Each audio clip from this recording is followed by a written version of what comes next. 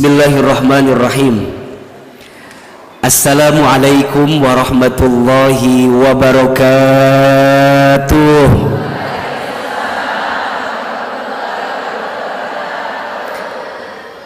Bersyukur kepada Allah dengan mengucapkan kalimat Alhamdulillahi Rabbil Alamin.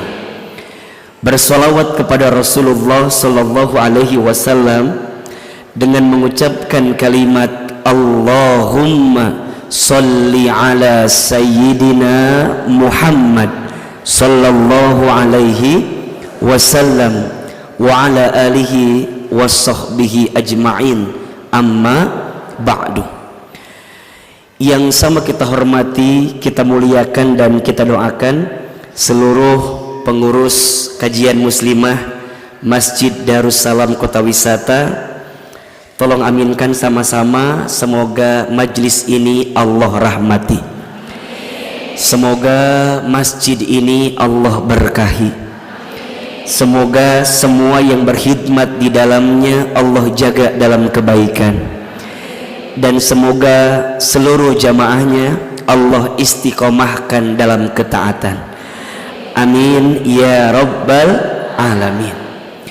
Bunda, teteh, seluruh jamaah yang hadir pagi ini, apa kabar semuanya? Sehat? Alhamdulillah. Kalau Ahilman tanya apa kabar, jawab Alhamdulillah. Apa kabar semuanya? Alhamdulillah. Sehat badannya? Alhamdulillah. Sehat keluarganya? Alhamdulillah. Sehat dompetnya? Dari suaranya seperti ada masalah gitu ya, agak kenceng suaranya, Masya Allah. Alhamdulillah, senang sekali Rabu pertama di bulan Agustus ini saya bisa bersilaturahim kembali dengan Bunda Teteh sayang di Masjid Darussalam Kota Wisata. Kita berdoa kepada Allah, mudah-mudahan semua yang hadir Allah panjangkan umurnya. Mudah-mudahan semua yang hadir Allah sehat afiatkan badannya. Mudah-mudahan kita semua Allah tambahkan berkah dalam hidupnya. Dan insya Allah seperti ini Allah pertemukan kita di dunia. Mudah-mudahan seperti ini nanti Allah masukkan kita ke dalam surga. Itu yang Ahilman selalu minta kepada Allah, selalu berdoa dan berharap kepada Allah. Kenapa AA? Karena kita tidak tahu dari sekian banyak yang hadir, kita tidak tahu siapa di antara kita yang amalnya diterima oleh Allah Subhanahu wa Ta'ala. Betul apa betul? Iya apa iya? Maka kita berharap kalau ada saja satu dua orang di antara kita yang hadir di sini amalnya diterima oleh Allah, dan orang itu meminta kepada Allah agar semua orang yang bersamanya bisa dipertemukan lagi di surga, maka yakin seseorang itu akan dipertemukan lagi di surganya Allah Subhanahu wa Ta'ala. Maka Bunda Teteh sayang, bukan kebetulan Allah takdirkan pertemuan kita pagi ini. Betul apa betul? Ahilman yakin, kenapa kita yang dilembutkan hatinya, kenapa kita yang diringankan langkahnya, kenapa kita yang kemudian dikumpulkan hari ini? Tolong catat baik-baik ya, karena Allah sedang mencintai kita. Karena apa? Allah sedang mencintai kita. Karena di antara ciri dan tanda ketika seseorang itu dicintai oleh Allah, salah satunya itu seseorang itu akan dimudahkan untuk memahami ilmu agama. Makanya sering Ahilman sampaikan, setidaknya Bunda Teteh sayang, ada 6 ciri seseorang itu dicintai oleh Allah. Ada berapa? Ada 6. 1, orang itu akan disegerakan ujiannya dalam hidup. Jadi kalau kita diuji dalam hidup mulai hari ini itu adalah bentuk cintanya Allah sama kita. Mana keterangannya Ustadz? Perhatikan hadis berikut ini. Rasulullah Shallallahu Alaihi Wasallam bersabda, Inna idhamal jazai ma'a idhamil balai. Sesungguhnya besarnya pahala itu tergantung beratnya ujian. Wa inna allaha idza ahabba qauman ibtalahum. Dan sesungguhnya Allah, apabila Allah sedang mencintai seorang hamba, apabila Allah sedang mencintai suatu kaum, ibtalahum, maka Allah akan segerikan ujian kepada mereka. Apa sikapnya? Faman radiya falahur ridha wa man sakhita falahus sukhtu. Barang siapa yang ridha, yang nerima ujian dari Allah itu, maka Allah ridho kepadanya. Tapi barang siapa yang marah, yang murka, yang benci sama ujian yang Allah kasih itu, maka Allah juga membencinya. Maka ingat, kalau hari ini Bunda, Teteh saya ngerasa lagi diuji dalam hidup, catat ya, Allah sedang memelukmu, Allah sedang membelaimu, dan Allah sedang mencintaimu. Dan Ahilman lihat ini wajahnya hampir sama semua. Ini kelihatan wajah banyak masalah kelihatannya ya. Jangan tersinggung, berarti lagi dicintai oleh siapa? Allah. Satu, orang yang lagi dicintai oleh Allah disegerakan ujian dalam hidupnya. Yang kedua, orang itu akan dikuatkan oleh Allah untuk mendekat taat kepadanya. Jadi saat dikasih ujian bukan jauh dari Allah, tapi saat dikasih ujian dia malah tambah dekat sama Allah. Sholatnya tambah rajin gitu, taklimnya tambah semangat, berbuat baiknya tambah semangat. Makanya Ahilman kalau mau tahu siapa di sini yang paling banyak masalah, gampang, yang duduknya paling depan. Jangan tersinggung ya. Betul apa betul? Dan yang kedua, cirinya adalah yang duduknya nyender ke tembok ya. Kenapa yang nyender paling banyak masalah? Iya, karena di rumahnya tidak punya sandaran. Jadi setiap ngaji tuh nyender terus. Jadi saat dia diuji, nah ujiannya itu jadi magnet dia untuk makin dekat ke Allah. Dan itu bagus. Itu bagus, karena ada orang yang diuji malah jauh dari Allah, ada atau tidak? Tapi ada orang yang makin dikasih ujian dia malah tambah dekat ke Allah, berarti dia sedang dicintai oleh siapa?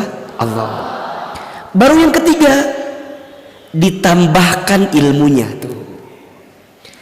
Satu, dikasih ujian, dengan ujian dia tambah dekat ke Allah, sambil proses dia ditambahi ilmunya.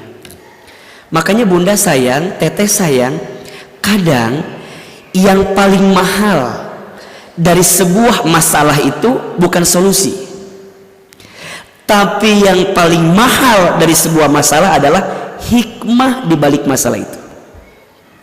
Betul apa betul? Yang paling mahal kadang bukan solusi, tapi yang paling mahal apa? Hikmah di balik masalah itu. Makanya kata guru saya, kalau kamu lagi dikasih masalah, jangan minta cepat diselesaikan masalahmu sebelum kamu mendapatkan hikmah di balik masalah itu. Kalau dikasih solusi, boleh jadi masalah yang satu selesai, tapi besok lusa datang masalah yang kedua. Tapi kalau orang udah dapat hikmah, seberat apapun masalah yang dihadapi, dia akan lebih tenang menghadapinya. Karena dia ngerasa udah biasa aja. Ya makanya orang yang berkali-kali dibentur, maka dia akan dibentuk dalam hidupnya. Terbentur, terpelanting karena dibanting, dan itu yang akan mengantarkan kebaikan. Ada ilmu. Makanya Bunda, Teteh sayang seringkali bilang begini, Coba begitu ya, coba dulu. Padahal nggak boleh tuh bilang coba dulu tuh. Bilangnya qadarallah wa ma syaa fa'ala. Apa bilangnya? Qadarallah wa ma syaa fa'ala. Kenapa harus bilang seperti itu? Karena kita nggak pernah tahu apa yang sedang Allah rencanakan untuk kita di balik kejadian yang kita terima. Makanya kadang dalam hidup sering bilang begini. Kadang dalam hidup ya, sekarang kita bilang ya Allah kenapa begini, nanti kita akan bilang ya Allah untung dulu begitu. Betul apa betul? Sekarang kita bilang ya Allah kenapa begini, nanti kita bilang ya Allah untung dulu begitu. Yang keempat nih, satu ciri orang yang dicintai Allah itu apa? Disegerakan ujian dalam hidup. Yang kedua, dikuatkan untuk semakin taat kepada Allah. Yang ketiga, ditambahkan ilmunya. Yang keempat, akan dipertemukan dengan orang-orang baik dalam hidupnya. Makanya Bunda, jangan pernah takut kehilangan sesuatu yang membuat kita jauh dari Allah. Karena yakin Allah akan menggantikan dengan sesuatu yang lebih baik. Itu rumus. Makanya Bunda ketemu sama teman, ketemu sama lingkungan yang bisa menguatkan kebaikan dalam hidup kita. Itu penting tuh. Makanya Bunda lihat kiri kanannya. Pas menatap wajahnya, ingat sama Allah atau ingat senam jumba, kira-kira begitu kan. Ingatnya sama Allah atau ingatnya yang lain gitu. Nah, catat ini, kalau Bunda sudah dipertemukan dengan seseorang yang ketika bersamanya membuat kita makin dekat sama Allah, tolong catat, pegang erat-erat, jaga baik-baik. Pegang erat-erat, jaga baik-baik. Dan bilang sama dia, Besti, apa panggilannya? Ya, bilang sama dia, apa? Besti, sayang, kalau nanti kamu masuk surga dan tidak menemukan saya di surga, tolong cari saya. Coba angkat tangan kanannya. Oke, angkat tangan kanan. Oke, simpan di pundak sebelah kanan teman kita. Oke. Ikuti kata-kata Ahilman ya. Bismillah. Bismillah. Sahabatku, Besti, alhamdulillah, hari ini kita semua dipertemukan di masjid ini. Besti, alhamdulillah ya, kita bersyukur, kita bahagia, kita senang. Mulai hari ini rasa-rasanya terlalu sayang jika hidup kita dihabiskan dengan kesedihan. Mulai hari ini jangan sedih ya, jangan gelisah ya, jangan galau ya, tenang saja, ada Allah. Tenang saja, Allah sedang mencintaimu. Besti, janji ya, nanti kalau kamu masuk surga, cari saya, temukan saya. Janji ya, saya juga kalau nanti masuk surga pasti cari kamu. Besti, janji ya, kita bersahabat di dunia sampai ke surga. Besti, kalau saya lagi bicara, lihat saya atuh. Ayo sekarang bersalaman kiri dan kanannya lagi, salaman lagi.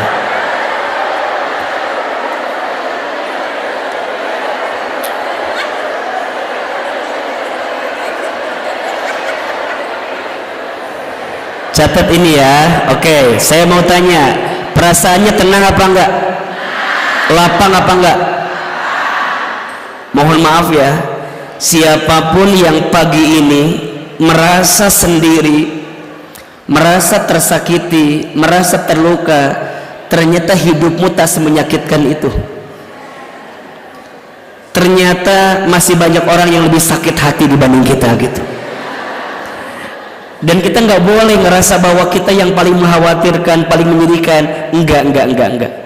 Ternyata nggak seburuk itu keadaan kita. Kita aja yang selalu menyimpulkan keadaan kita yang seburuk itu. Setuju? Maka yang keempat, ciri Allah mencintai hambanya, Allah akan pertemukan hamba tersebut dengan orang baik dalam hidupnya. Yang kelima, Allah akan istiqomahkan dalam kebaikan. Tuh. Jadi bukan hanya dipertemukan dengan orang baik, tapi dia akan diistiqomahkan dalam kebaikan. Sampai akhirnya yang keenam, Allah akan wafatkan orang itu dalam keadaan husnul khatimah. Perhatikan ke depan. 6 tanda dan ciri Allah mencintai seorang hamba. Siapin HP-nya buat status di TikTok hari Rabu itu kalau begitu. Siapin. Ahilman ringkes nih kalimatnya. Udah siap? Nanti pakai lagu apa ya yang cocok ya? Ayo. 6 ciri dan tanda Allah mencintai seorang hamba. Yang pertama, disegerakan ujian dalam hidupnya. Yang kedua, dikuatkan untuk semakin mendekat taat kepada Allah. Yang ketiga, ditambahkan ilmu untuk mendapatkan hikmah dalam hidupnya. Yang keempat, dipertemukan dengan orang baik yang akan menyertai kehidupannya. Yang kelima, diistiqomahkan dalam kebaikan selamanya. Dan yang keenam, diwafatkan dalam keadaan husnul khatimah. Jika kita merasa sudah mendapatkan 6 itu, tolong jadilah orang yang semakin dicintai oleh Allah. Tapi jika belum, temukan cinta itu sebelum kita kembali kepada Allah Subhanahu wa ta'ala. Insya Allah cukup 1 menit untuk status di WhatsApp dan di TikTok sekalian itu kira-kira. Baik, mau dicintai Allah, mau disayang sama Allah, mudah-mudahan ya semua yang hadir tanpa terkecuali dari paling belakang, kenapa? Tanpa terkecuali dari belakang, depan, samping, dan hari ini Masya Allah yang hadir rasanya ini paling banyak dari setiap kajian kita. Ada yang di samping kelihatan nggak Ustadz Hilmannya? Tapi suaranya kedengaran. Suara kedengaran nggak? Enggak. Jadi Anda menyimak apa kalau begitu di sana berarti? Coba. Harus berdiri kali ya? Harus jalan-jalan? Ke belakang? Keluar juga? Pulang kalau begitu Ahilman. Cek.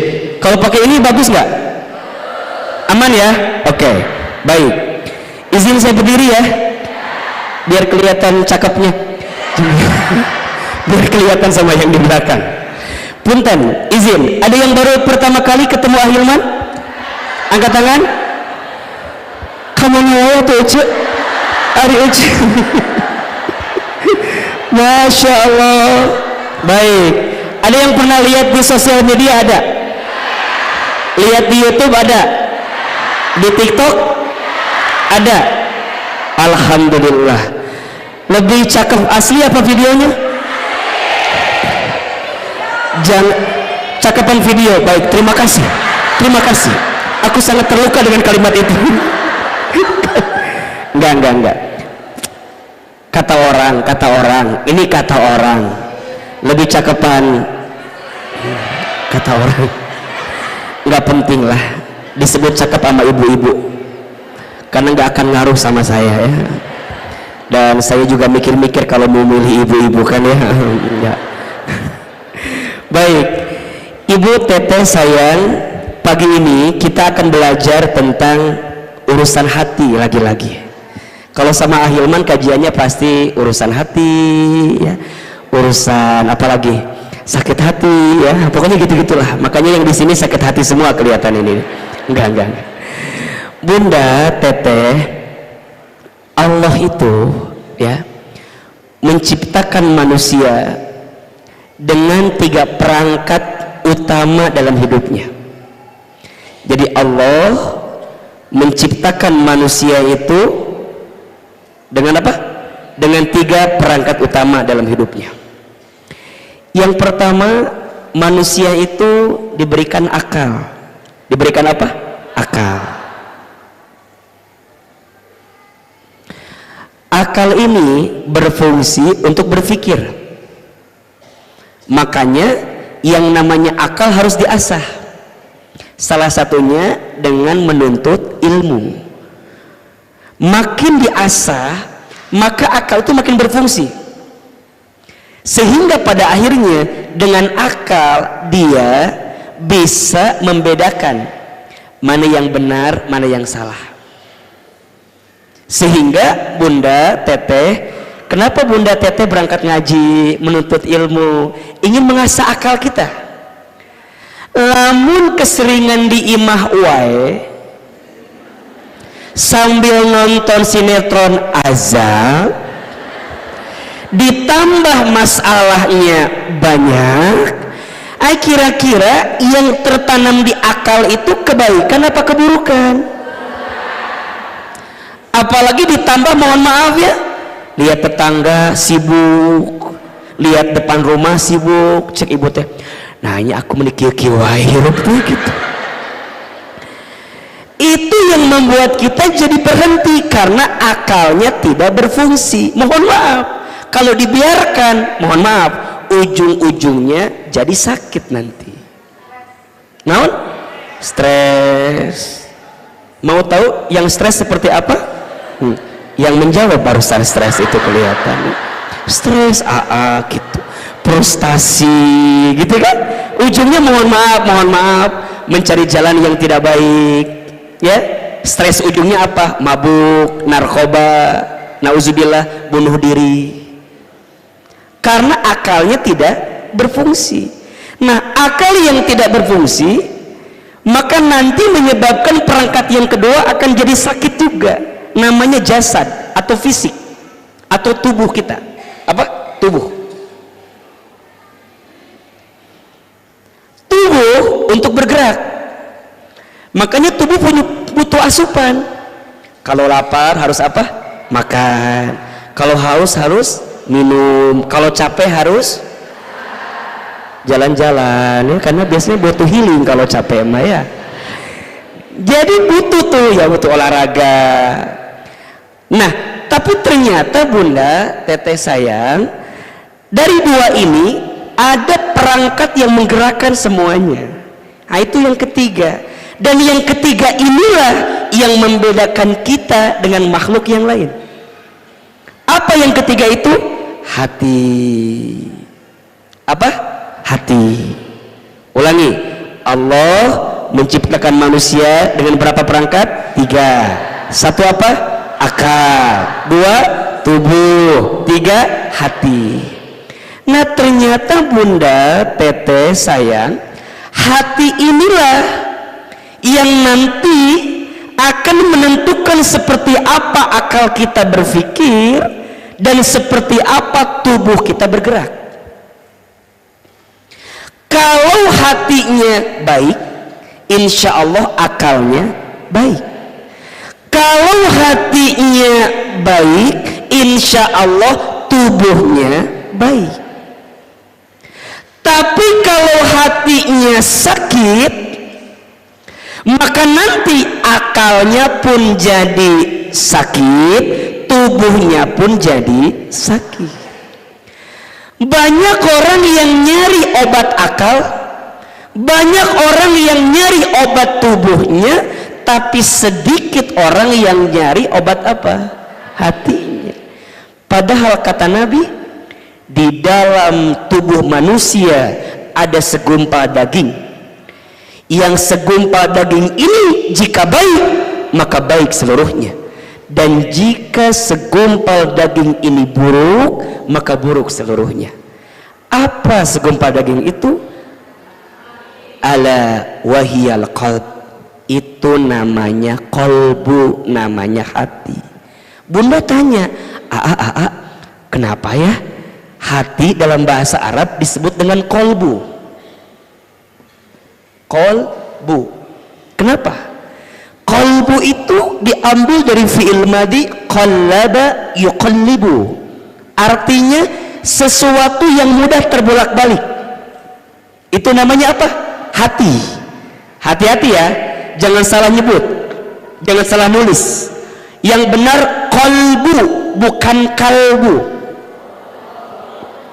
Kolbu bukan kalbu. Bedanya apa? Kalau kolbu artinya hati, kalau kalbu artinya mohon maaf anjing. Jadi kalau pakai kaf anjing, kalbu.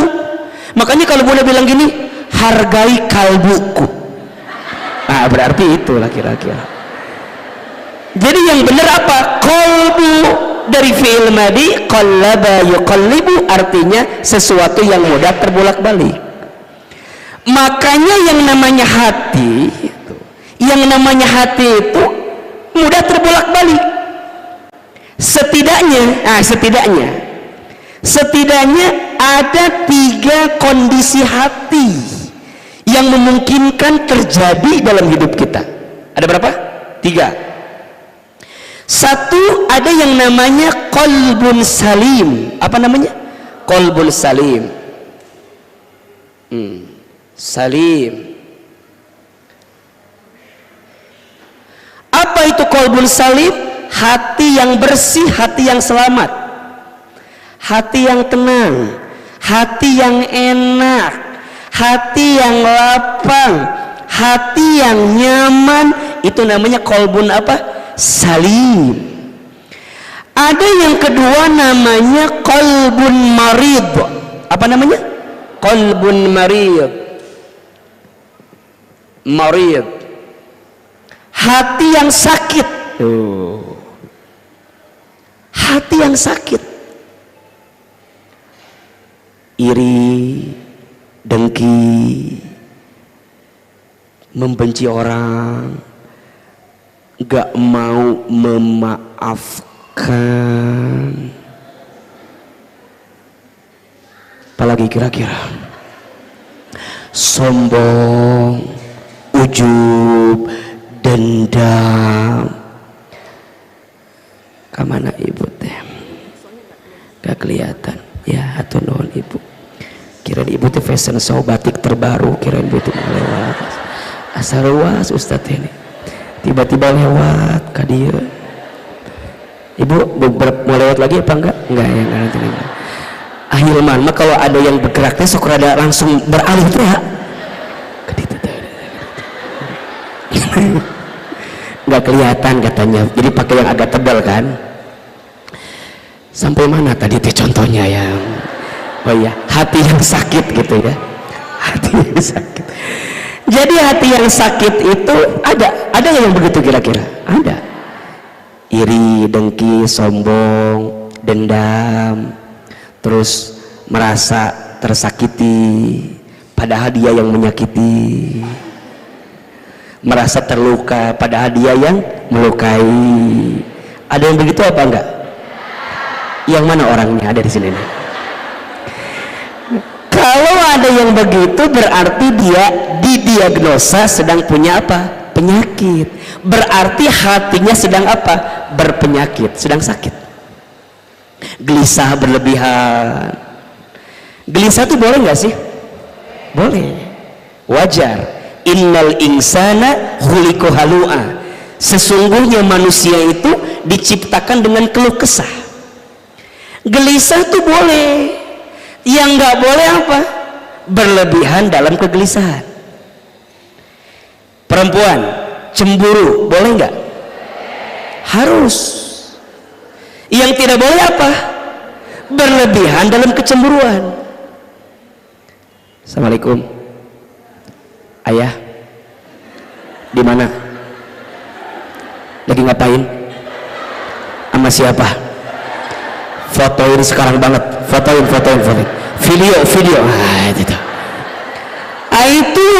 Itu ada indikasi ke arah sana itu. Cemburu berlebihan. Ayah, eta saha eta Lydia teh saha teh. Jadi berlebihan terhadap sesuatu yang kita sangka sebagai sesuatu yang buruk itu bahaya. Makanya curiga boleh, nuduh jangan. Catat status hari Rabu itu. Curiga boleh, nuduh jangan. Cemburu boleh, berlebihan dalam kecemburuan jangan. Sampai HP suami tadi diliatin, suami kerak dikit, saha WA saha ya? Nggak harus. Makin bunda takut, lihat, maka itu yang akan istilahnya menggenggam hati dan bikin kita sakit. Makanya orang nggak akan mungkin sakit kalau hatinya tidak mengizinkan sakit. Sebenarnya kita aja yang kadang-kadang suka merencanakan jadi sakit sendiri. Naon naon cek hati gitu. Ibu mah meni hidup teh udah berat gitu. Apa badan ibu yang berat atau apa, saya tanya. Pas saya tanya, kadang tidak seberat itu masalahnya, tapi karena hatinya menyimpulkan kalau hidupnya berat, seakan-akan semua nikmat jadi hilang, dan yang dia pikirkan apa? Masalah yang berat yang dia miliki. Coba bunda datang ngaji pagi ini, ngerasa tenang apa enggak? Karena bunda nggak mikirin masalah, keluar rima dulu, dan yang dipikirin masalahnya. Maka kadang-kadang yang salah bukan masalah, yang salah cara kita menyikapi masalah. Status hari Kamis itu tuh. Jadi ada yang kedua namanya hati yang sakit. Ada yang ketiga namanya, ini yang parah, qalbun mayyit, hati yang mati. Mayyit. Lebih tebal bagus nih. Hati yang mati. Ini mah hati yang udah keras weh. Udah nggak bisa dinasehati. Udah nggak mau dinasehati. Udah nggak mau berubah. Pokoknya udah keras. Tapi Ahilman percaya yang di sini insya Allah tidak masuk kategori kolbun mayit itu. Mana tandanya Ustadz? Setidaknya masih ada iman di hati kita. Betul apa betul?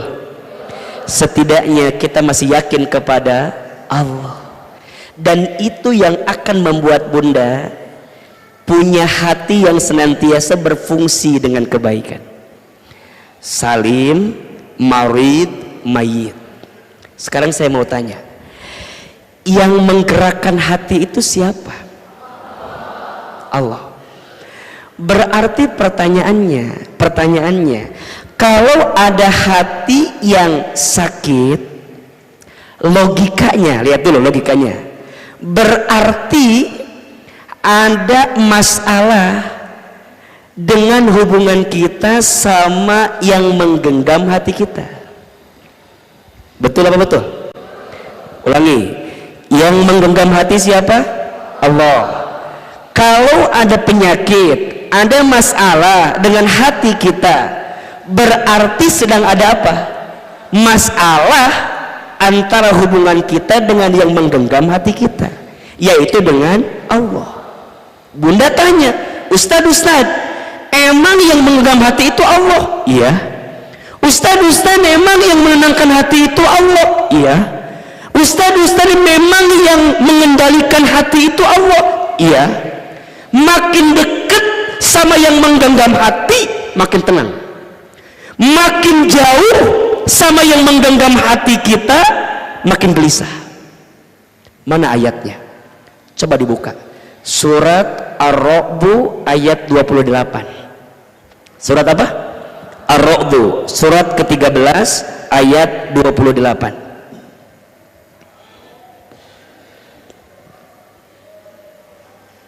Sudah ketemu? Halo? Sudah ketemu belum? Apa yang ketemu? Ayatnya. Sudah. Surat Ar-Ra'd surat ke-13 ayat 28. A'udzubillahi minasyaitonirrajim. Bismillahirrahmanirrahim. Alladzina amanu wa tatma'innu qulubuhum bidzikrillah, yaitu orang-orang yang beriman dan hati mereka menjadi tenang dengan mengingat Allah, dengan semakin dekat sama Allah. Berarti nanti kalau orang itu hatinya nggak tenang, bukan karena masalahnya, tapi karena dia jauh dari Allah. Karena kenapa Ustaz? Ala bizikrillahi tatmainnul qulub. Ingatlah, hanya dengan mengingat Allah hatimu menjadi tenang. Buka ayat yang lain. Surat Toha ayat 124. Surat apa? Toha surat ke-20 ayat 124.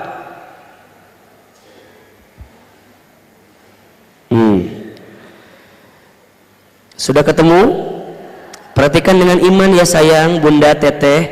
Coba hayati dengan iman, perhatikan. Bismillahirrahmanirrahim. Wa man a'radha, dan barang siapa yang berpaling, yang jauh, yang tidak dekat, yang lupa, kira-kira begitu. Ang-zikri, dari mengingatku. Tuh. Barang siapa yang berpaling dariku, berpaling dari mengingatku, berpaling dariku, kata Allah, apa? Fa inna lahu ma'isyatan dongka, maka dia akan menjalani kehidupan yang sempit. Terus wa nahsyuruhu yaumal qiyamati a'ma, dan kami akan mengumpulkannya pada hari kiamat dalam keadaan buta. Berarti sekarang saya kasih pertanyaan, kenapa ada orang yang hatinya tersakiti? Dari jawaban tadi bunda sudah bisa membuat kalimat jawabannya. Betul? Jawabannya karena jauh dari Allah. Udah, itu aja. Jadi bukan karena orang menyakiti kita, bukan. Orang menyakiti kita, mohon maaf, ditakdirkan sama siapa? Allah. Semua yang terjadi atas izin siapa? Sok dibuka surat At-Taghabun ayat 11. Surat apa? At-Taghabun ayat 11. Perhatikan dengan iman. At-Taghabun teh surat ke-64 ayat 11. Bismillahirrahmanirrahim. Ma asaba min musibatin illa biiznillah. Tidak ada sesuatu musibah pun, kalau kita terjemahkan dengan kalimat tema kita, tidak ada sesuatu yang menyakitkan pun, tidak ada sesuatu yang melukai kita, yang nyinggung perasaan kita, yang zolimin kita, illa biiznillah, kecuali diizinkan oleh siapa? Allah. Maka apapun yang terjadi pasti dalam genggaman Allah.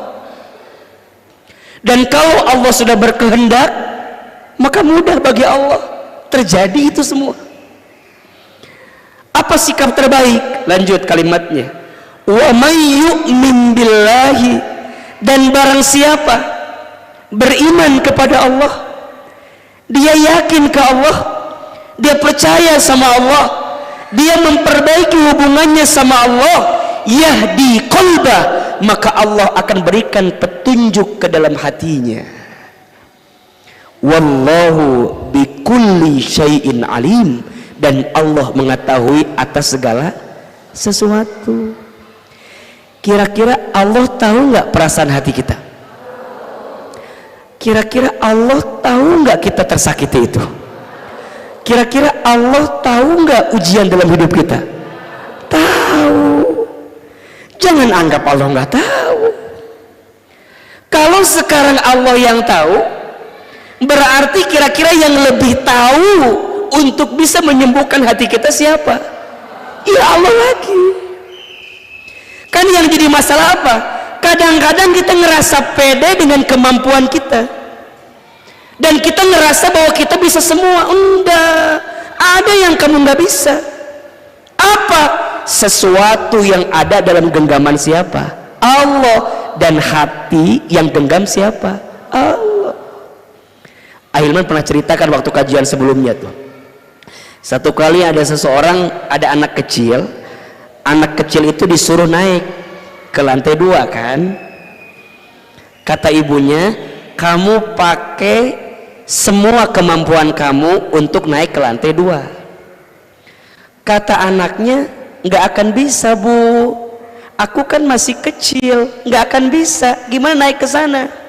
Coba pakai dulu. Kakinya dipakai, nggak bisa. Tangannya dipakai, nggak bisa. Sampai tangga mau dia pakai, nggak bisa gotongnya. Udah nggak bisa Bu, aku nggak bisa naik ke lantai 2. Apa jawaban ibunya? Ada satu yang kamu belum minta, yang akan membuat kamu naik ke lantai 2. Apa kata anaknya? Apa itu Bu? Apa itu Bu? Kata ibunya, kamu belum minta tolong sama ibu untuk nganterin kamu ke lantai 2. Bukankah tadi yang nyuruh kamu ke lantai 2 siapa? Allah. Ibu kan gitu. Sama sekarang kita punya masalah. Masalah diizinkan sama Allah hadir dalam hidup kita, walaupun sebabnya karena kita juga. Terjadi dengan kita. Udah segenap kemampuan kita hadirkan. Ada satu yang belum. Apa? Kita lupa minta sama Allah yang lebih tahu tentang kita. Makanya hati ini tidak akan masuk level tersakiti itu kalau kita dekat sama siapa? Allah. Makanya yang menggenggam hati itu siapa? Allah. Allah. Makin baik hubunganmu sama Allah, maka makin tenang hatimu, salim. Tapi makin jauh kamu dari Allah, mari semakin kamu membangkang ke Allah, mati. Makanya orang bisa masuk kategori hatinya mati kalau dia semakin jauh dari Allah. Dan ingat, Ustadz, kenapa ya? Kadang aku ngerasa makin dekat ke Allah, tapi masalah makin banyak. Ada yang begitu nggak? Ada yang suka nanya begitu? Ada nggak? Balikin tadi tuh, Ahilman di awal ngasih ciri dan tanda dicintai Allah. Berarti kalau makin dekat ke Allah, tapi seakan-akan ujian itu makin berat, berarti kita lagi sangat dekat jaraknya sama siapa? Allah. Dan dia paham dunia bukan akhir segalanya. Coba, bunda yang dendam, ada nggak yang dendam sekarang? Enggak, ya udah kalau enggak cukup sekian dan terima kasih, mohon maaf lahir dan batin. Coba, bunda yang suka punya perasaan dendam, apa sih yang dipikirin? Yang dendam itu apa sih yang dipikirin? Halo, masih hidup kan ini? Ini kira-kira orang yang dendam itu apa sih yang dipikirin? Sakit hati, terus kesel, terus apa lagi? jengkel. Terus yang di benaknya apa? Kok tega sih? Kok itu kan? Coba sekarang Bunda selipin satu, selipin. Bunda ingat kalau Bunda akan mati. Selipin satu ingatan kita bahwa dunia ini akan berakhir dan kita akan mati. Pertanyaannya, apakah kita masih mau menanam dendam itu sedangkan mati makin dekat dengan kita? Yang kepikiran teganya, sakitnya, kesalnya, matinya. Tenang aja, masih di dunia, nanti juga. Enggak, selipin sedikit aja Allahnya, masuk ke sini. Nanti pelan-pelan yang buruknya akan hilang karena yang terisi kebaikannya. Berarti orang masuk kategori marid karena Allahnya hilang. Dia dibelenggu dengan ingatan-ingatan dia tentang manusia. Makanya kalau boleh Ahilman turunkan, ternyata yang membuat orang sakit itu jauh dari Allah kira-kira apa? Ada 3 faktor utama yang membuat hati seseorang mudah tersakiti. 1, jelas ya, jauh dari Allah. Apa cirinya? Ada 4. 1, terlalu sibuk dengan dunia, lupa akhirat. Sibuk dunia, lupa akhirat. Catat ya Bunda sayang, Teteh sayang, di antara ciri Allah memalingkan cintanya kepada seorang hamba, ketika Allah memberikan dunia kepada hamba itu, tapi hamba itu malah jauh dari Allah. Itu ciri Allah sedang apa? Memalingkan cintanya kepada kita. Maka jangan mengira dikasih uang banyak Allah sayang sama kita, belum tentu. Dikasih jabatan tinggi Allah sayang sama kita, belum tentu. Dikasih keluarga, dikasih pasangan Allah sayang sama kita, belum tentu. Apa patokannya? Semua itu bikin kita makin dekat ke Allah atau tidak? Bunda dikasih harta, makin banyak harta, makin jauh dari Allah. Hati-hati, istidraj namanya. Apa namanya? Istidraj. Apa itu istidraj? Istidraj itu satu keadaan yang seakan-akan kamu diangkat derajatnya dalam urusan dunia, tapi malah membuatmu jauh dari Allah, maka engkau sedang dijatuhkan oleh Allah Subhanahu wa taala. Efeknya, lihat. Efeknya, akibatnya, kamu akan dibuat sakit dengan apa yang kamu cintai. Maka jangan kaget, biasanya kita itu mudah tersakiti sama sesuatu yang paling kita cintai. Betul apa betul? Iya apa iya? Sok dibuka surat At-Taubah ayat 32 kalau tidak salah. Kalau enggak 24, 32 sepertinya.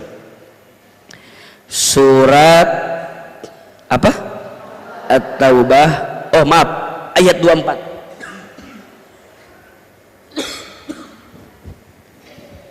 Surat At-Taubah ayat berapa?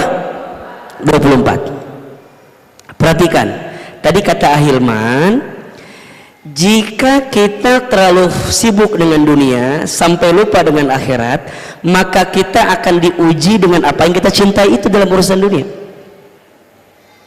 Surat apa? At-Taubah ayat berapa? 24. Perhatikan dengan iman ya Bunda Teteh sayang. Silakan dibuka Al-Qur'annya yang bawa. Bismillahirrahmanirrahim. Qul, katakanlah, in kana abaukum, jika bapak-bapakmu atau orang tuamu, wa abnaukum, dan anak keturunanmu, wa ikhwanukum, dan saudara-saudaramu, wa azwajukum, dan pasangan-pasanganmu, wa ashiratukum, dan keluarga besarmu, wa amwadun iqtaraftumuha, dan harta kekayaan yang kamu usahakan, wa tijaratun tahshawna kasadaha, dan perdagangan yang kamu khawatirkan kerugiannya, wa masakinu tardaunaha, dan tempat tinggal yang kamu sukai, Masya Allah, ahabba ilaikum, lebih kamu cintai, minallahi wa rasulihi, daripada Allah dan Rasulnya, wa jihadin fi sabilihi, dan jihad di jalan Allah. Jadi jika keluargamu, jika hartamu, jika jabatanmu, pangkatmu, pasanganmu, apa yang kamu cintai dalam dunia, lebih kamu cintai daripada Allah dan Rasulnya dan jihad fisabilillah, apa? Fatarabbasu hatta ya'tiyallahu bi amri, maka tunggu saatnya Allah akan datangkan kepadamu sesuatu yang akan Allah ikut campur dengan urusanmu. Wallahu la yahdil qaumal fasikin, dan Allah tidak memberi petunjuk kepada orang-orang yang fasik. Jelas atau tidak? Ada ayatnya. Jadi selama ini kita itu tersakiti karena ada yang menyakiti, atau karena hati kita yang terlalu berharap kepada yang menyakiti itu. Makanya sering Ahilman bilang, tidak ada yang menyakitimu, kamu hanya tersakiti oleh harapanmu sendiri. Status hari Kamis malam Jumat ya, cocok. Tidak ada yang menyakitimu, kamu hanya tersakiti oleh harapanmu sendiri. Harapan sama apa? Harapan sama selain Allah. Harapan sama pasangan. Ustaz, kok bisa ya suami aku? Kok bisa ya? Bisa apa? Kok bisa nyakitin aku? Emang bisa. Emang manusia punya potensi nyakitin hati. Betul apa betul? Salahnya kamu yang terlalu punya ekspektasi tinggi terhadap manusia. Ujungnya rasa cintamu kepada suamimu yang tidak kamu sandarkan kepada Allah. Kamu punya pasangan tapi jauh dari Allah. Kamu punya keluarga, sibuk dengan keluarga, jauh dari, maka siap-siap sandaranmu akan jadi hilang, rapuh, dan itu yang menyakitimu. Dunia, harta banyak, wah, seolah-olah Allah mencintai kita. Tidak. Ciri Allah memalingkan cintanya kepada seorang hamba, Allah berikan dunia kepada hamba itu, tapi hamba itu malah jauh dari Allah. Itu namanya apa? Istidraj. Bunda nanya sama Ahilman, orang jauh dari Allah, sibuk dengan dunia, lupa akhirat. Apa yang paling gampang melihatnya? Ada 3. 1, lalai dalam sholat. Tuh. Apa yang pertama? Lalai dalam sholat. Sholat dilalaikan, sholat diakhirkan. Bunda tuh terjelembab pada satu keburukan, cek sholatnya. Boleh jadi benteng sholatnya lemah sehingga mudah membuat kita terjerumus kepada keburukan. Orang kalau sholatnya baik, Allah jaga. Orang kalau sholatnya terjaga, Allah jaga. Makanya kalau mau memperbaiki hidup, mulai memperbaiki apa? Sholat.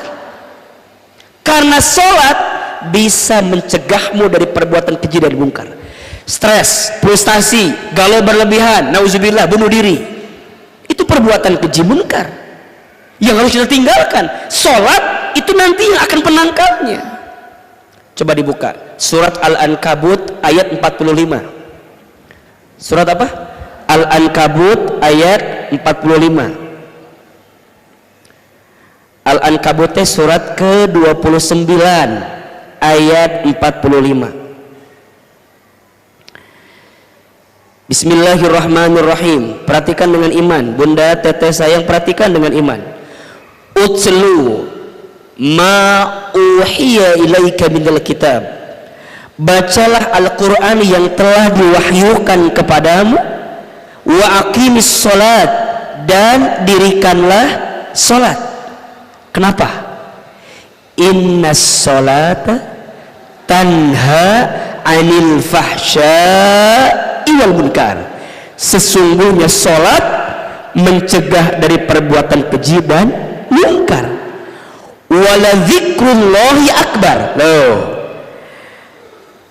Dan ketahuilah, orang yang mengingat Allah lebih banyak, dalam kurung orang yang sholatnya baik, kira-kira gitu, orang yang sholatnya benar, orang yang sholatnya terjaga, wallahu ya'lamu ma tasna'un, Allah mengetahui apa yang kamu kerjakan.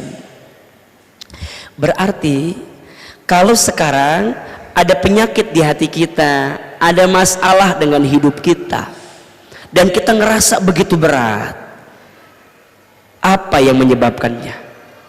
Lalai dalam sholat. Maka orang yang sholat tenang hatinya, orang yang sholat bahagia hidupnya. Termasuk izin, bunda sayang, teteh sayang, kalau kita ngerasa ada persoalan dengan urusan rezeki, cek sholat.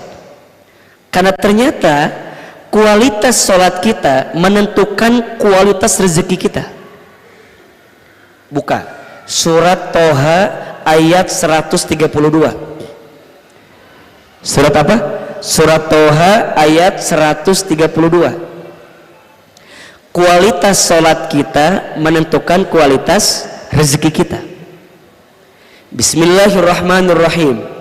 Wa'mur ahlaka bis sholat, dan perintahkanlah keluargamu untuk sholat. Wastabir ilaiha alaiha, bersabar-sabarlah dengan sholat itu. La nas'aluka rizqan. Lihat, jika sholatnya udah benar, jika sholatnya udah sabar, la nas'aluka rizqan, jangan pernah bertanya tentang rezeki. Masya Allah. Kenapa? Nahnu narzukuka, kami yang menjamin rizkimu. Wal akibatu littaqwa, akibat ketakwaanmu kepada Allah Subhanahu wa ta'ala. Jelas atau tidak? Kan itu yang sering kita gelisahkan, rezeki, keluarga, ya kan? Sesuatu yang menyakiti kita, cek sholatnya. Maka izin ya, tips dari Ahilman dengan izin Allah, bunda sayang, mulai hari ini, jika hati kita ingin tambah tenang, lebih tenang, coba perbaiki sholat kita. Perbaiki sholat kita. Maka Allah akan menunjukkan ketenangan hati dalam diri kita. Rumusnya, yang wajib dijaga, yang sunnah ditambah. Tuh 2, 3. Yang wajib, lebih keras, yang wajib, yang wajib ada berapa waktu? 5. Yang sunnah banyak, betul? Tapi izin, kalau mau bismillah Allah jaga dalam kebaikan, tolong ya bunda, teteh sayang, coba jangan tinggalkan 40 rakaat minimal setiap hari, setiap malam. Berapa? 40 rakaat. 17 rakaatnya yang wajib, 11 rakaatnya tahajud dan witir. Total berapa tuh? 28. 12 rakaat sisanya pilih sholat-sholat sunnah yang lain.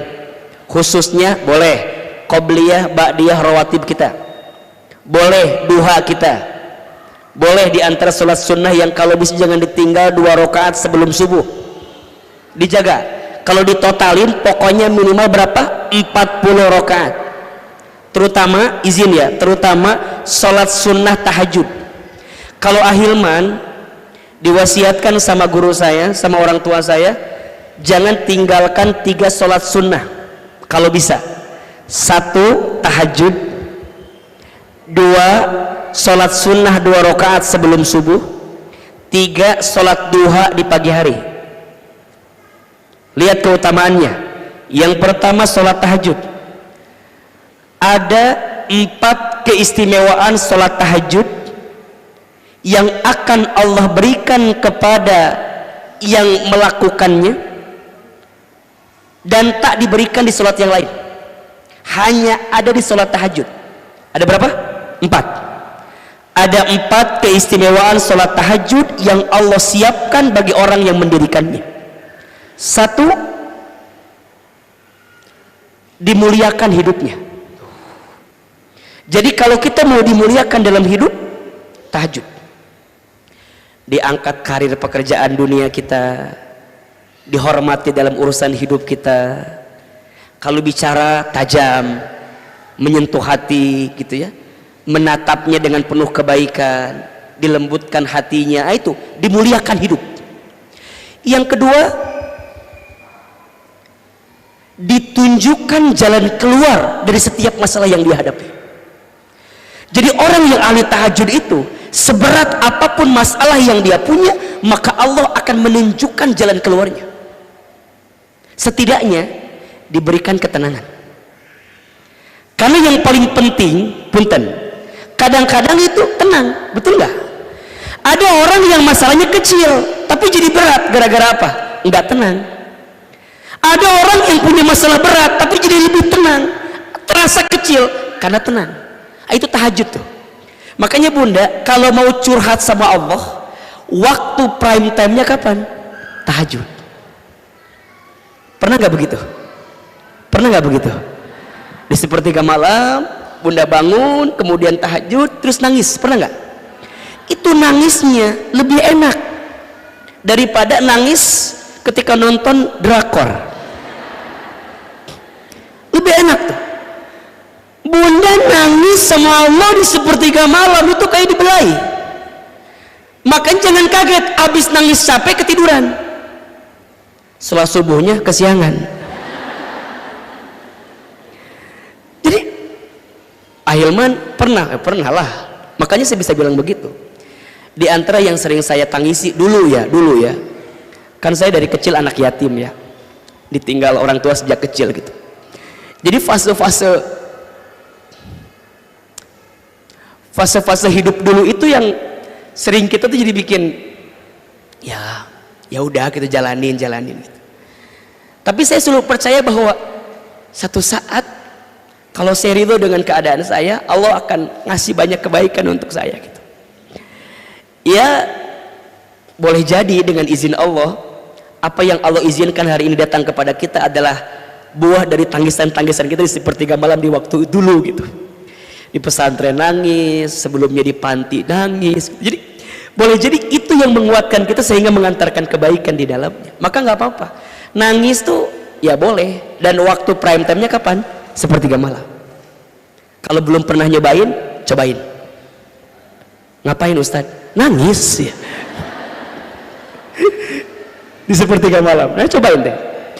Makanya Ayman juga pernah sampaikan, ada 3 air mata yang sangat dicintai Allah kan. 1, air mata yang menangis karena dia ingat dosa, kemudian dia minta ampun sama Allah. Jadi orang yang lembut hatinya itu mudah menangis, apalagi kalau dia ingat apa? Dosa. Makanya kalau ada dosa orang lain, dia tuh nggak sibuk gitu, karena dia juga ngerasa dosanya banyak gitu. Yang dia pikirin apa? Dosa yang pernah dia lakukan. Semakin ingat, semakin nangis. Makanya kalau ada orang yang doa kemudian nangis, jangan bilang cengeng. Gitu aja nangis. Makanya kalau kajian Ahilman biasanya ya di akhir kadang kita nangis, doa. Dan itu bikin tenang gitu. Pas keluar tuh kayak gitu. Yang bakso gitu kan gitu. Kan lapar kan. Kalau lapar kan capek gitu kan. Gitu kan. Keluar tuh blas gitu, plong gitu. Jadi miskin di sini. Yang kedua, air mata yang menangis karena dia sedang menanti pertolongan Allah. Jadi dia nangis saking dia lagi menanti pertolongan Allah. Dan yang ketiga, dia menangis karena melihat maksiat tapi dia tidak bisa merubahnya. Maka tangisan matanya itu yang membuat dia dicintai oleh Allah Subhanahu wa taala. Satu, air mata yang menangis karena ingat dosa.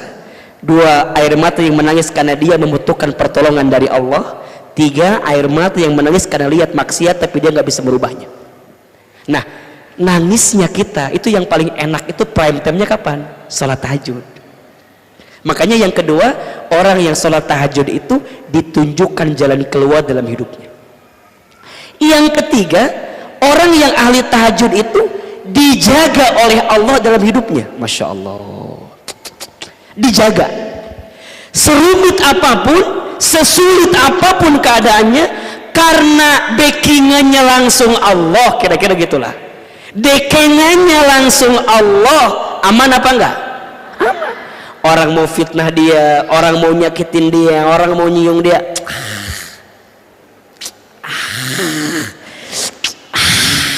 kecil, karena dia punya siapa? Allah. Boleh, silahkan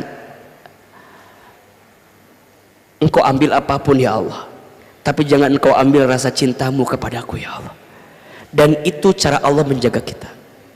Nah, yang keempat, orang yang ahli tahajud itu diselamatkan dalam hidupnya. Masya Allah. Bukan hanya dunianya tapi akhirat. Keterangannya nanti dibuka ya di rumah, surat Al-Isra ayat 79 sampai 82. 4 keistimewaan sholat tahajud yang akan Allah berikan kepada orang yang mendirikannya. 1, dimuliakan hidupnya. 2, ditunjukkan jalan keluar dari setiap masalahnya. 3, dijaga dalam hidupnya. 4, diselamatkan dari keburukan dalam hidupnya. Yang kedua, sholat sunnah 2 rakaat sebelum subuh. Apa keistimewaannya? Lebih baik daripada apa? Dunia beserta isinya. Bayangin, bukankah itu yang Bunda cari selama ini? Dunia liur kan? Ternyata ada orang yang bisa mendapatkan dunia beserta isinya. Siapa?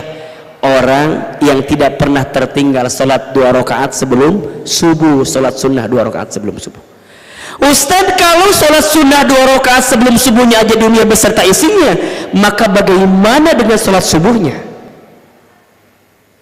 Sholat subuhnya membuat dia akan mendapatkan akhirat beserta isinya. Maka jangan setengah-setengah. Ada orang yang, Ustadz, aku pengen dunia doang, sholat 2 rakaat aja sebelum subuh, subuhnya kesiangan. Jangan. Makanya orang kalau mau lihat kebaikan dalam hidup, lihat seperti apa sholat subuhnya.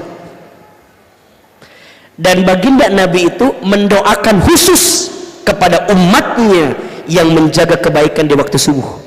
Allahumma barik li ummati fi bukuriha. Ya Allah, berikanlah keberkahan untuk umatku di pagi harinya. Tuh.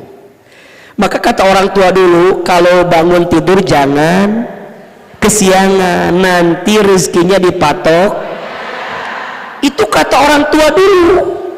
Kalau sekarang enggak. Jangan bangun kesiangan, nanti rezekinya diambil orang lain, ya, tetangga.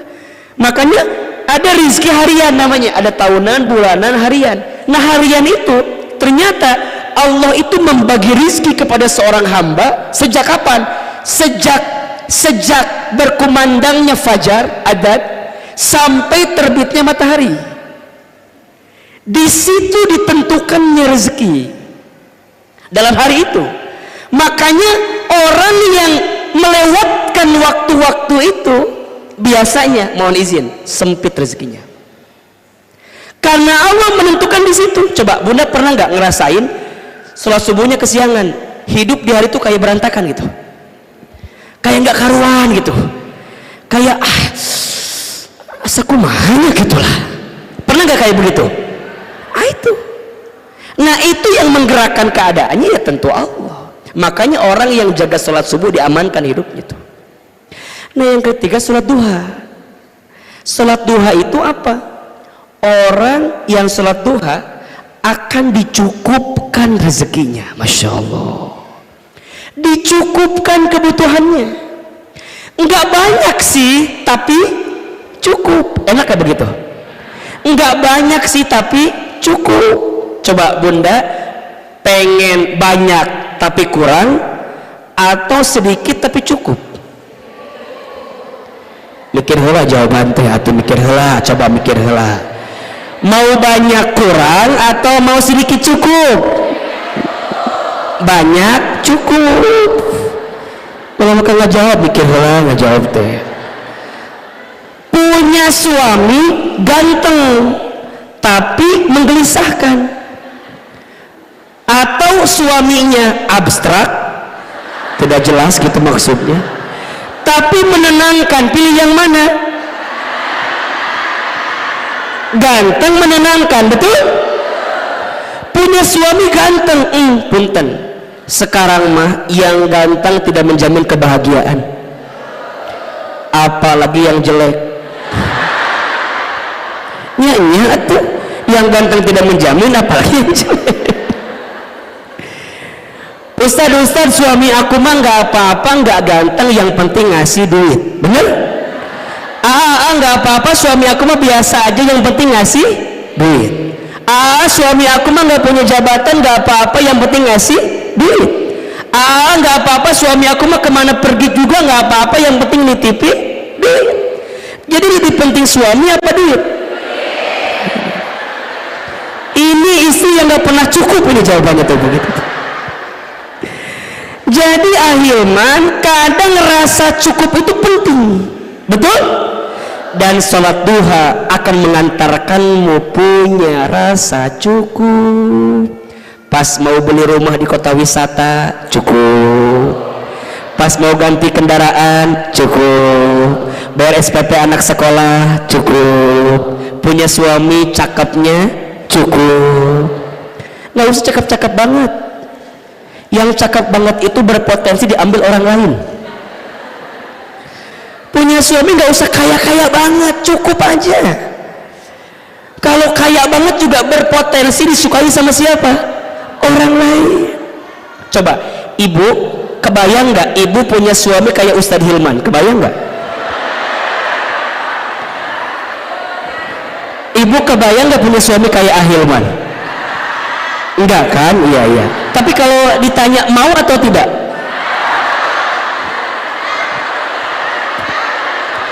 Coba dari hati yang paling dalam ya. Jangan seperti tersakiti itu, jangan, biasa aja. Ibu kan tadi Ahilman tanya, kebayang nggak punya suami kayak Ahilman? Enggak, oke. Tapi kalau ditanya mau atau tidak?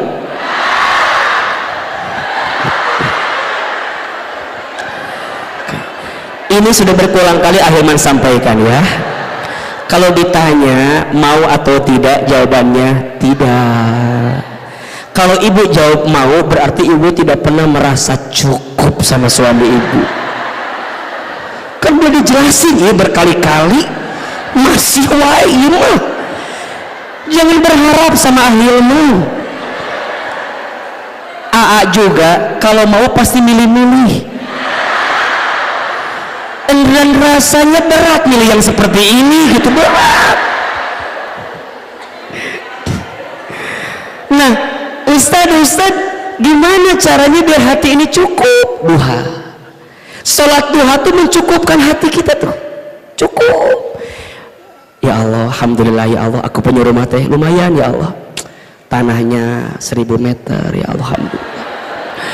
Di kota wisata Cibubur ya Allah, alhamdulillah, kamarnya ada 3 tingkat ya Allah, ada kolam renang ya alhamdulillah. Aku mari kita tuh. Tapi punten, ada nggak orang yang punya rumah tapi hatinya gelisah? Rumahnya gede tapi hatinya sempit, ada? Tapi ada nggak orang rumahnya sempit hatinya sempit? Lebih banyak itu kayaknya tuh. Jadi bukan tentang rumahnya, bukan tentang gantengnya, bukan, tapi Allah yang ngasih rasa cukup. Makanya enak orang udah dikasih dunia, tapi dunianya tidak membuat dia melalaikan sholat, malah rumahnya menjadi tempat sholat. Makanya hati-hati. Kenapa hati mudah tersakiti? Jauh dari Allah, faktornya sibuk dengan dunia, lupa akhirat, cirinya lalai dalam sholat. Yang kedua cirinya apa Ahilman? Jarang baca Quran. Tuh apa? Sok Aa mau tanya, dari Ramadan kemarin, setelah Ramadan sampai sekarang bulan Muharram, cung yang sudah hatam baca Al-Quran. Tuh dengar ulang jawaban dia tuh. Kemana Al-Qurannya ucu? Kemana? Nya aja hari waktu Ramadan hatam apa enggak? Dengan izin Allah bisa hatam, betul? Setelah Ramadan kemana wae tuh cite? Tah eta nunyiun orang riweuh dalam hidup teh. Sok ayeuna mah enggak usah jauh-jauh. Siapa yang hari ini ngacung udah baca Al-Quran minimal 2 juz? Liar kan, liar. Ahilman mah berazam, ibu saya berazam sama Allah itu, berazam jangan keluar rumah di pagi hari sebelum menyelesaikan minimal 1 juz Al-Quran. Makanya dari tahajud ke subuh ada waktu tuh, dari tahajud ke subuh, nah itu baca tuh. Jadi kalau jalan dari Bogor ke CNN itu tiap pagi, atau ke Trans TV, itu kan lumayan tuh, itu bisa baca Quran tuh. Nanti setelah itu pulang lagi ke Bogor baca Quran lagi, nanti dari sini ke acara lain baca Quran lagi tuh, itu ketemu 1 juz, bolak-balik 2 juz. Maka orang yang Al-Qurannya terjaga minimal dibaca. Kumahanya bukan mau baca, namun tuh bisa bacanya, belajar. Makanya ikut kelas tahsin, izin ya, kelas apa, kajian muslimah dengan izin Allah ya, harus bikin kelas-kelas intensif tuh. Udah kan? Alhamdulillah. Ikut kelas tahsin, ada kelas fikih, belajar fikih. Jangan-jangan wudhu aja belum beres tuh. Kan kalau Ahilman ngajarin begini agak panjang, agak apa namanya, luas kan kebanyakan. Maka cari nanti asatidzah, guru ustazahnya untuk belajar wudhu. Kan mun Ahilman ngajarkan wudhu ka ibu liur kan, sok buka kerudungnya kumaha kan liur kan. Jadi kudu ustazah biar dibuka, biar kelihatan praktek. Nggak usah banyak-banyak, sekelas 10 orang. Kami di Bogor ada majelis taklim As-Sakinah, itu kami bikin kelas-kelas. Sekarang lagi belajar daurah janaiz, ngurusin jenazah. Sok ibu yang maut kumaha, ngurus sendiri apa diurus orang lain? Gitu kan, nggak mungkin ngurus sendiri kan. Nah, berharapnya orang lain ngurus, tapi kita kan pengen punya ilmu kan. Pernah nggak izin ya, punten nih, punten ngurus sendiri, mandi sendiri, cenanya nyoba sendiri. ada nggak ibu izin ya, ini nauzubillahi min dzalik. Ada satu kali kisah keluarga, satu orang tuh meninggal karena keluarga gak ngerti harus diapain. Ujungnya apa? Ditontonin.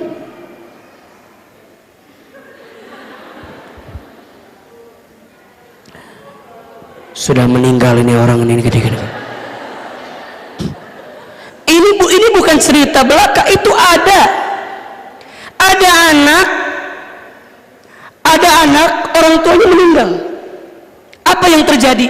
Dia bingung harus ngapain. Dia selfie. Woi, bapak aku meninggal, woi, gitu jangan. Itu ada karena nggak ngerti. Makanya ilmu itu penting. Dan mohon maaf ya, sibuknya kita dengan dunia dan lupa menyiapkan bekal untuk akhirat itu jadi masalah itu tuh.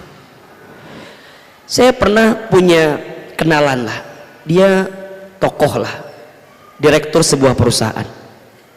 Singkat cerita, saya pagi-pagi ditelepon sama sekretarisnya. Assalamualaikum Ustadz. Waalaikumsalam. Ada apa?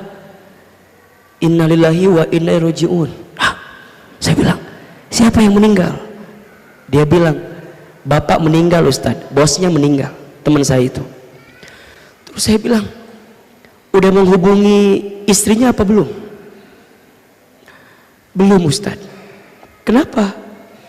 Saya nggak tega Ustadz. Kenapa nggak tega? Tadi bapak sampai kantor jam 9:30, yang nganterin istrinya.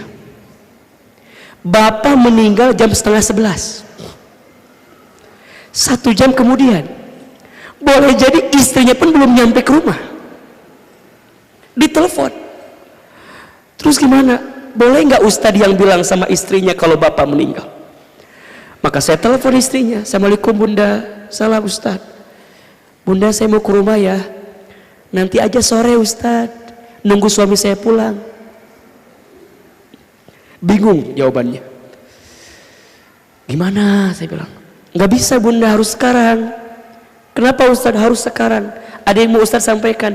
Nanti aja, paling jam 4 sore suami saya pulang kok. Nggak bisa, harus sekarang. Ya udah Ustadz, jam 11 di rumah ya. Berarti setengah jam kemudian kan. Saya dari Sentul datanglah ke tempatnya. Daerahnya nggak jauh, daerah sini juga.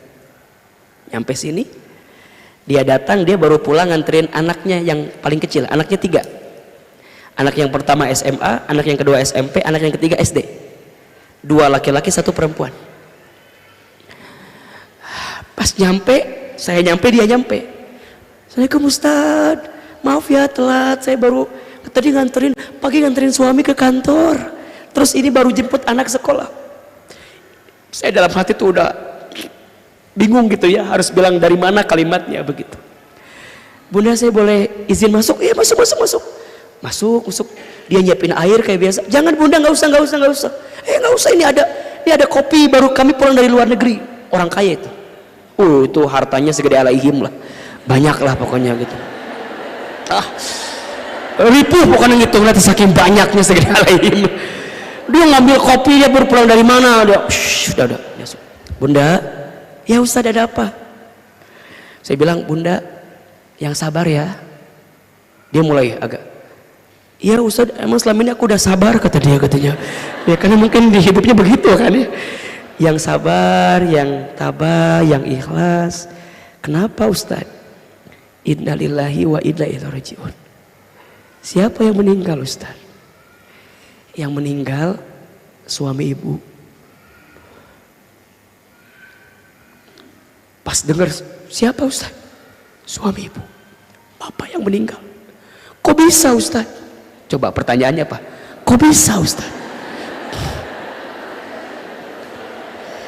Saya jawabannya apa kira-kira enak gitu? Kok bisa Ustadz? Kok bisa? Ya bisa lah. Kok bisa? Kok bisa ya? Iya, saya juga bingung sendiri kok bisa gitu. Antara sedih dan pengen ketawa. Ini kopi belum diminum mama saya. Saya bingung.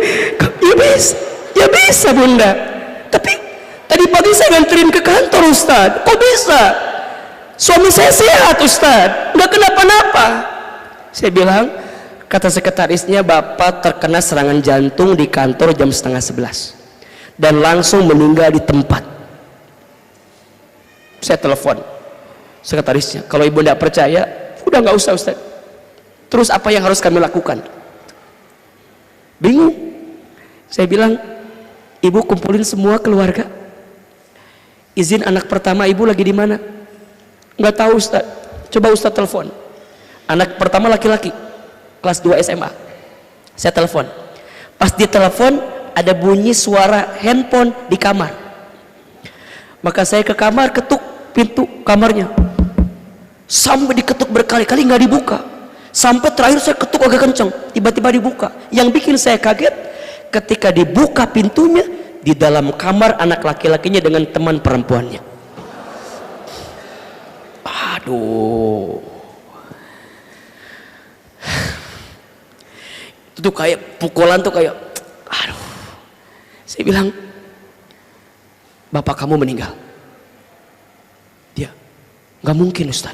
Tuh, tadi kok bisa? Ini nggak mungkin jawabannya. Kan bingung jawaban saya kalau begitu kan. Nggak mungkin Ustaz, nggak mungkin Ustaz. Ganti baju kamu, suruh pulang teman perempuan kamu. Nggak bisa Ustaz. Pakai pakaian bagus. Nanti kita sholatin bapak kamu. Mana adik kamu? Adiknya SMP. Saya telepon lagi di Jakarta, suruh pulang. Jam 1 siang jenazah sampai di rumah. Saya mau tanya, ibu kalau nanti wafat, yang pengen jadi imam sholat jenazah kita siapa? Berharapnya siapa? Anak. Maka saat itu saya bilang, nak, kamu yang imam. Apa jawaban dia? Ustadz, jangan saya. Jangankan sholat jenazah, sholat 5 waktu pun saya nggak pernah Ustadz. Nggak diingetin maksudnya begitu, lupa mungkin. Udah, waktu berjalan banyak yang datang, kita sholatin beres, kita bawa ke kubur. Sampai di kubur, sebelum dikuburkan kita ingin dibuka sedikit, diazankan telinga kanan. Betul? Kira-kira kita pengen yang ngazanin kita siapa? Anak. Maka saya suruh anaknya. Lagi-lagi jawabannya mengiris hati saya. Ustadz, jangan nyuruh saya azan, takutnya azan saya salah. Karena nggak bisa azan. Ya udah, dikubur, kita bikin acara doa sampai hari ketiga. Kita pengen hari ketiga baca Quran, dan kita pengen anaknya baca Quran. Tapi qadarullah, anaknya jawabannya sama. Ustadz, saya nggak bisa baca Quran Ustadz. Sibuk dunia, lupa akhirat. Lalai sholat, jarang baca Quran. Itu yang membuat hati rasanya lebih menyakitkan daripada rasa sakit yang kita rasakan. Betul nggak? Sekarang bunda mikirin itu apa enggak dalam hidup? Jangan-jangan kita masih terbelenggu dengan yang menyakitkan kita yang sementara ini, tapi kita lupa dengan yang ujung ini. Nauzubillah min dzalik. Maka nanti yang ketiga, apa ciri orang yang sibuk dengan dunia lupa akhirat? Sedikit sedekah. Oh, apa? Sedikit sedekah. Maksudnya sedikit dia berbuat baik dalam hidup. Bunda sayang, teteh sayang, orang itu dikatakan baik. Yang pertama, dia harus memperbaiki hubungannya sama orang terdekat dalam hidupnya. Maka sepulang dari sini, pesan dari Ahilman, perbaiki hubungan kita di keluarga. Rasulullah SAW bersabda, khairukum li ahlihi wa ana khairukum li ahli. Sebaik-baiknya di antara kamu yang paling baik kepada keluarganya, dan aku yang paling baik kepada keluargaku. Rasanya ada yang lebih besar daripada mikirin hati kita yang tersakiti, yaitu mikirin apa? Hubungan kita dengan Allah Subhanahu wa Ta'ala. Kalau hubungan kita sudah baik, maka Allah perbaiki semua dalam kehidupan kita. Masih ada 2 lagi yang membuat hati kita sakit. Insya Allah kita akan bahas di episode yang akan datang. Oke? Aman? Atau mau dilanjut kajiannya? Enggak bosan? Enggak capek? Yang capek siapa? Ustadz. Iya. Insya Allah bulan depan semoga Ahilman panjang umur, kita bisa ketemu lagi di tempat ini. Kita akan bahas, ingetin temanya ya, masih yang sama ya. Ini yang membuat hati tersakiti bagian kedua. Ingat-ingat ya, bagian kedua, biar kita lanjutin lagi pembahasannya. Baik, ibu sayang, ini juga ada pertanyaan. Saya biasa tidak ada tanya jawab, nanti aja tolong follow Instagram saya. Sudah apa belum? Follow ya, Ahilman Fauzi. Di TikTok juga sama, Ahilman Fauzi. Bunda bisa lihat di situ. Insya Allah banyak hal-hal yang baik yang bisa dilihat. Hari ini ada ilmunya atau tidak? Ada ilmunya? Ada manfaatnya? Ada kebaikannya? Bisa diamalkan? Insya Allah. Mudah-mudahan melembutkan hati kita semua, menenangkan perasaan kita, dan menjadikan kita makin dekat dengan Allah Subhanahu wa Ta'ala.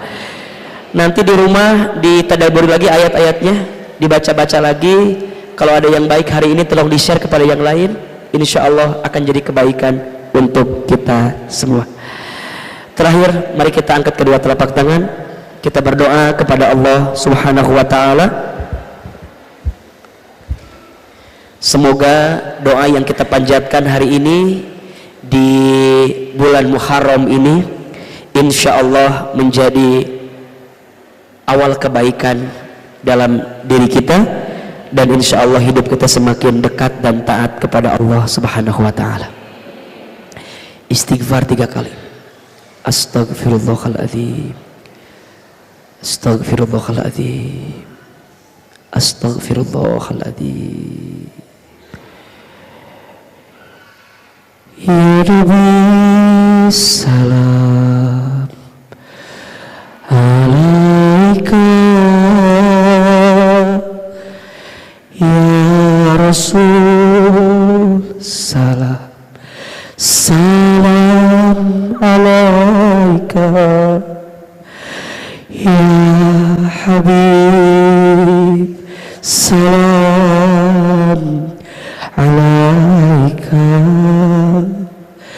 salawatullah alaika. Sama-sama. Ya Nabi, salam alaika, ya Rasul, salam salam alaika, ya Habib, salam alaika, salawatullah alaika. Angkat kedua telapak tangan, tundukkan kepala kita, tutup kedua mata kita. Seandainya bisa menangis, menangislah. Semoga air mata yang menetes pagi ini semakin menguatkan doa-doa kita dikabulkan oleh Allah Subhanahu wa ta'ala. Bunda sayang, teteh sayang, silahkan aminkan dalam hati masing-masing. A'udzubillahi minasyaitonirrajim. Bismillahirrahmanirrahim. Alhamdulillahi rabbil alamin. Alhamdulillahi rabbil alamin. Alhamdulillahi rabbil alamin. Allahumma salli ala sayyidina Muhammadin wa ala alihi wa sahbihi ajmain. Ya Allah, ya Rahman, ya Rahim. Duhai Allah yang maha pengasih lagi maha penyayang. Ya Allah, tidak ada yang paling sayang kepada kami kecuali Engkau. Tidak ada yang paling mencintai kecuali Engkau. Tidak ada yang paling mengerti tentang hidup kami kecuali Engkau. Tidak ada yang paling tahu tentang hidup kami kecuali Engkau. Tidak ada tempat bersandar terbaik untuk kami kecuali Engkau. Tidak ada tempat mengadu terbaik untuk semua masalah kami kecuali Engkau. Ya Allah, tidak ada yang bisa mengangkat semua masalah kami kecuali Engkau.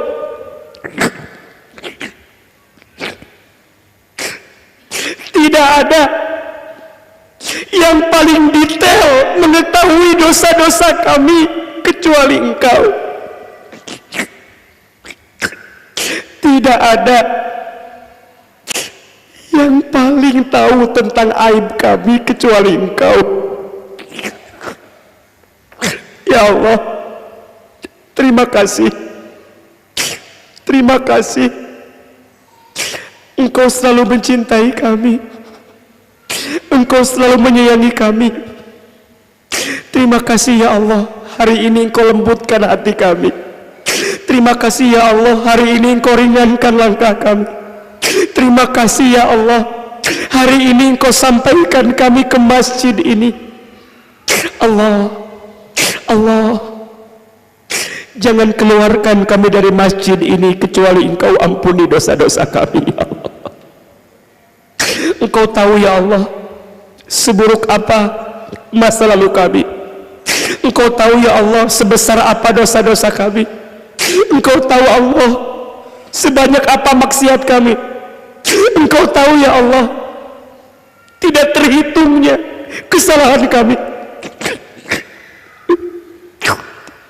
Ighfir lana ya Allah, ampuni semua dosa-dosa kami. Jangan pisahkan pertemuan kami kecuali Engkau ampuni dosa-dosa kami. Jangan Engkau jauhkan kami kecuali Engkau ampuni dosa-dosa kami. Ya Allah, kami sadar jika hari ini ada ujian yang menimpa kami, jika ada musibah yang datang silih berganti kepada kami, itu semua disebabkan karena dosa-dosa kami. Ya Allah, ampuni semua dosa kami. Ampuni mata kami ya Allah, sering memandang yang haram, sering merendahkan orang lain, tidak pandai bersyukur, kurang bersabar, belum bisa ridha dengan ketentuan-Mu. Ampuni, ampuni kami ya Allah. Ampuni tangan kami ya Allah jika pernah menyentuh yang haram. Ampuni perut kami ya Allah jika pernah makan minum yang haram. Ampuni kaki kami ya Allah jika kami sering melangkah ke tempat maksiat.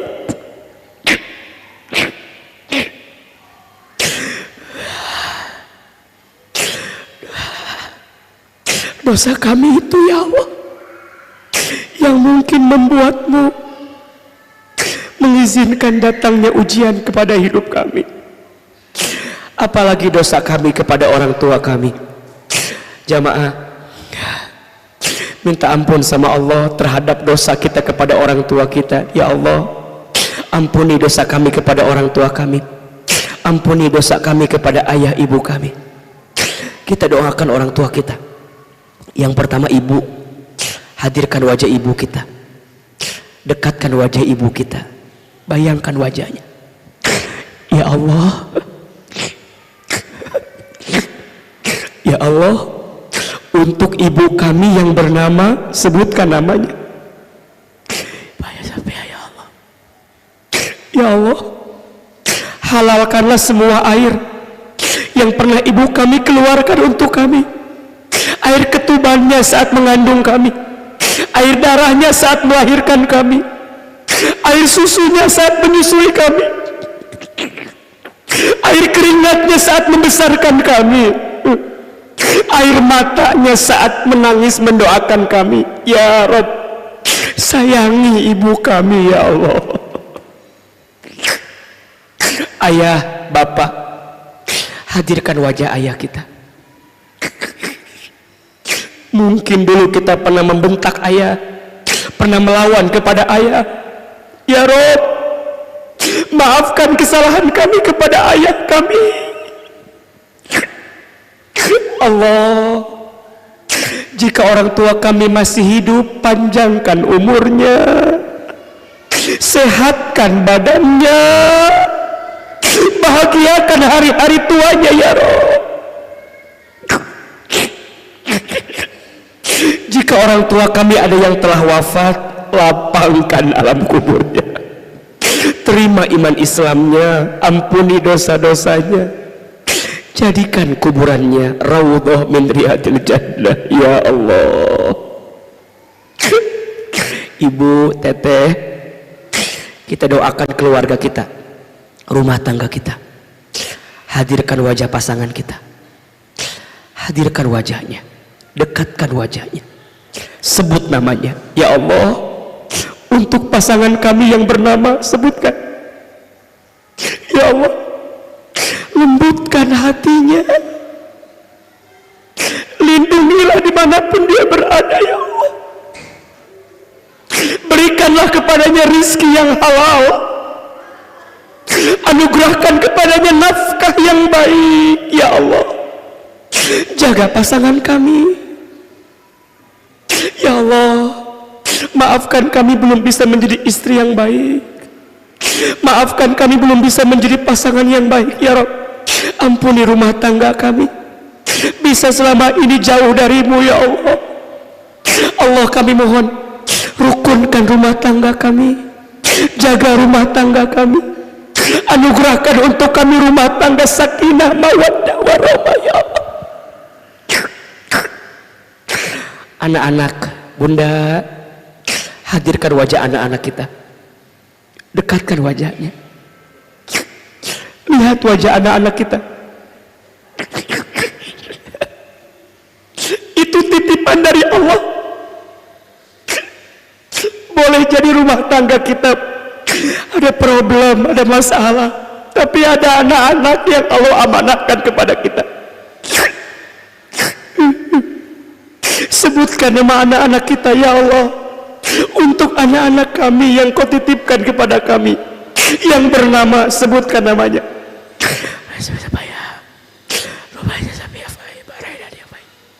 Ya Allah, takdirkanlah semua anak kami menjadi anak yang soleh solehah ya Allah.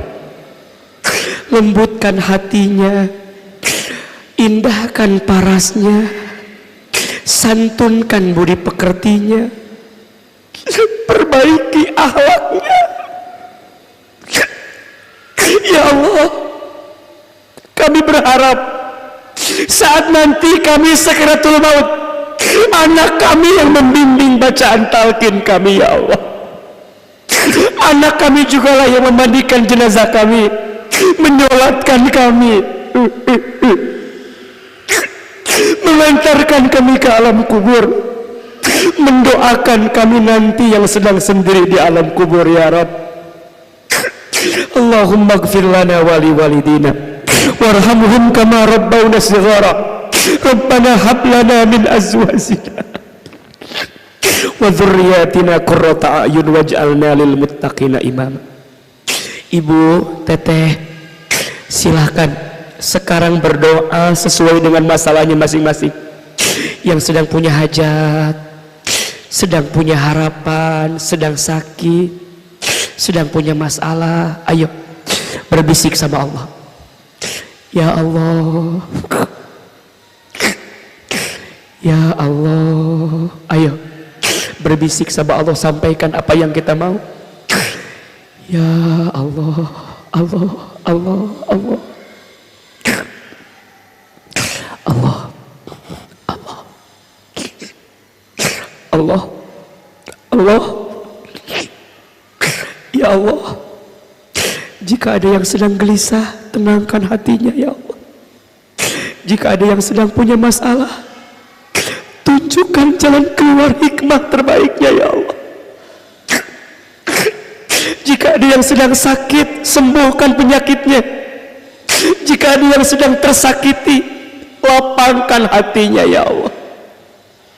Ya Allah, perbaiki hidup kami, perbaiki keadaan kami, temani kami setiap saat, setiap waktu ya Allah. Hasbunallah wa ni'mal wakil, ni'mal maula wa ni'man nasir ya Allah. Jika ada yang punya hajat di antara kami, kabulkan segerakan hajatnya. Jika ada yang belum menikah, hadirkan jodoh yang soleh ya Allah. Jika ada yang sudah berumah tangga sedang punya masalah, rukunkan, tunjukkan jalan keluarnya. Jika ada yang belum dikasih momongan, hadirkan anak yang soleh ya Allah. Allah, jika ada yang sedang terlilit dengan hutang piutang ya Rabb, tunjukkan jalan keluar untuk kami menyelesaikan hutang-hutang kami ya Allah.